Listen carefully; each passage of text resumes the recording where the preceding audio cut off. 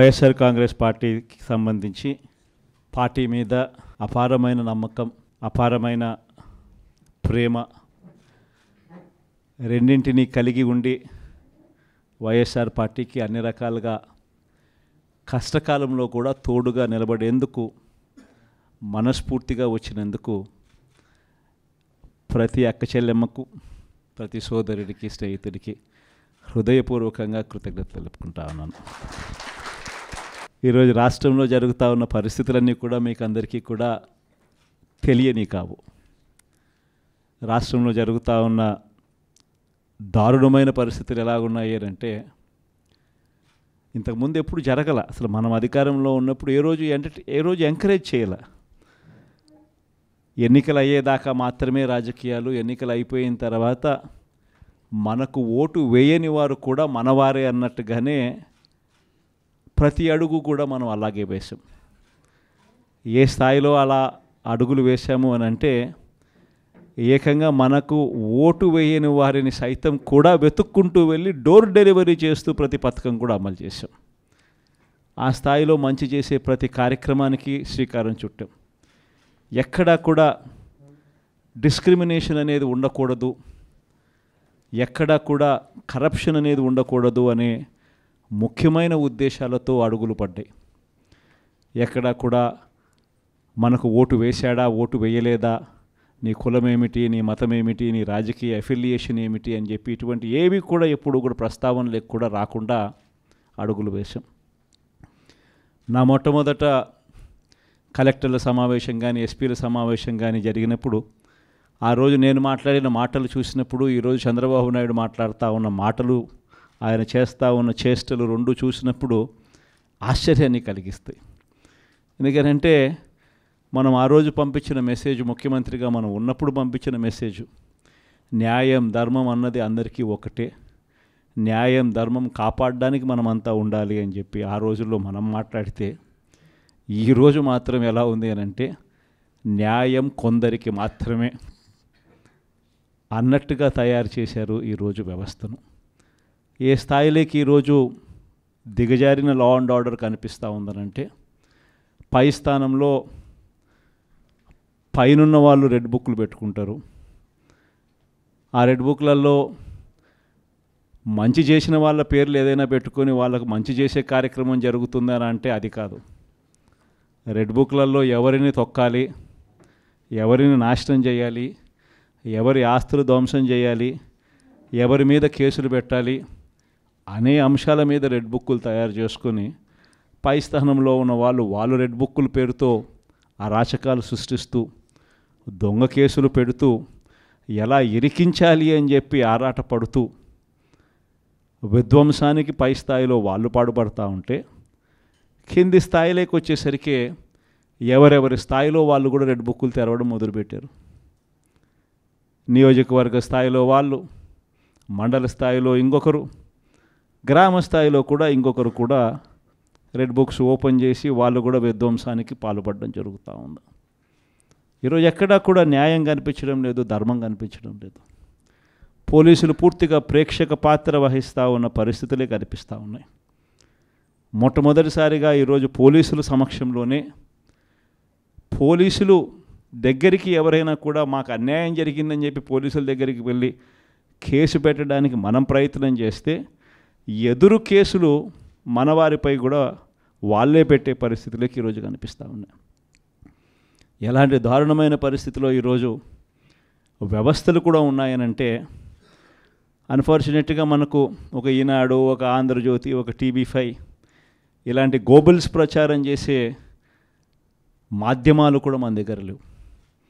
నాకు ఆశ్చర్యం అనిపించింది మనం చూస్తూ ఉంటే పెద్దిరెడ్డి రామచంద్రారెడ్డి గారి మీద జరుగుతూ ఉన్న పరిణామాలు. అసలు ఎక్కడో పేపర్లు ఏదో కాలిపోయాయి అంటే ఏదో ఆఫీస్లో, అధికారంలోకి వచ్చిన తర్వాత 2 నెలల తర్వాత ఏదైనా ఆఫీస్లో పేపర్లు కాలిపోతే, లేకపోతే ఏదైనా కారణం చేత ఆ పేపర్లు కాలిపోతే, ఆ పేపర్లో కాలిపోయిన దానికి రామచంద్రారెడ్డికి ఏం సంబంధం? ఎవరు అధికారంలో ఉన్నారు, ఎవరు గవర్నమెంట్లో ఉన్నారు? అందులో ఒక చోట పేపర్లు కాలిపోతే కింద ఆఫీసులలో పేపర్లు దొరుకుతాయి, పైన కలెక్టర్ల ఆఫీసులలోనూ పేపర్లు దొరుకుతాయి, ఆర్డీఓ ఆఫీసులలో పేపర్లో కాలిపోతాయి, ఎంఆర్ఓ ఆఫీసులలో పేపర్లు దొరుకుతాయి, ఎంఆర్ఓ ఆఫీస్లో దొరుకుతాయి, పైన కలెక్టర్ల ఆఫీస్లో దొరుకుతాయి, పైన దాంతకన్నా పైన హెచ్ఓడి ఆఫీసులలో కూడా దొరుకుతాయి. ప్రతిదీ కూడా డిజిటైజ్డ్ అయిపోయిన పరిస్థితులు కనిపిస్తూ ఉన్నప్పుడు హార్డ్ డిస్క్లు లేవా, సర్వర్లలో ఉండవా?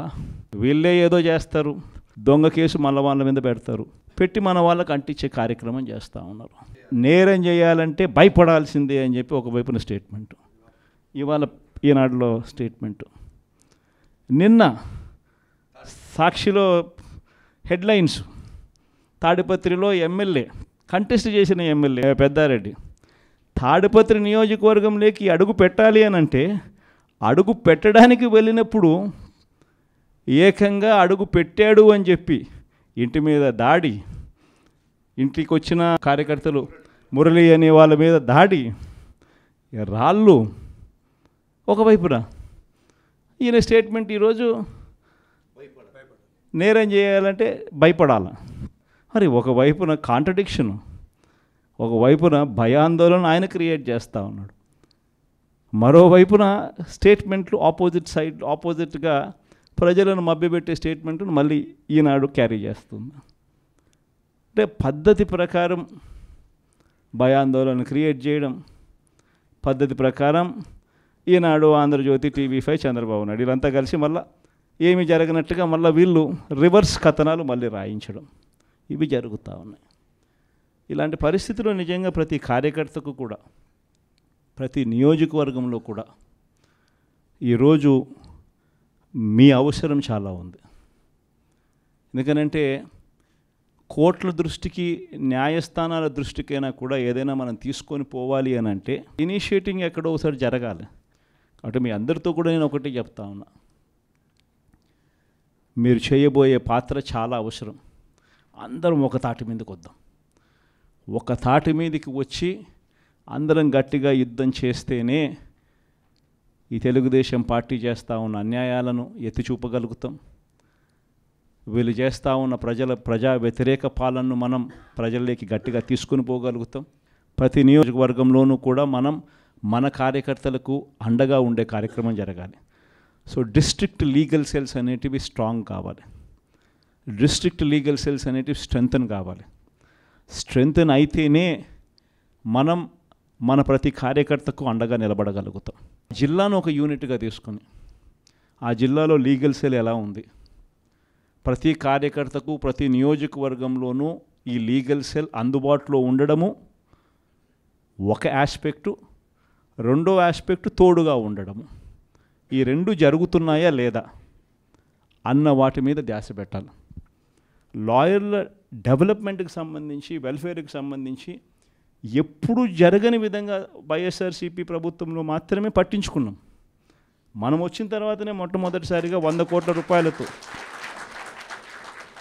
కోట్ల రూపాయలతో కార్పస్ ఫండ్ ఏర్పాటు చేసింది ఒక వైఎస్ఆర్సీపీ ప్రభుత్వం వచ్చిన తర్వాతనే.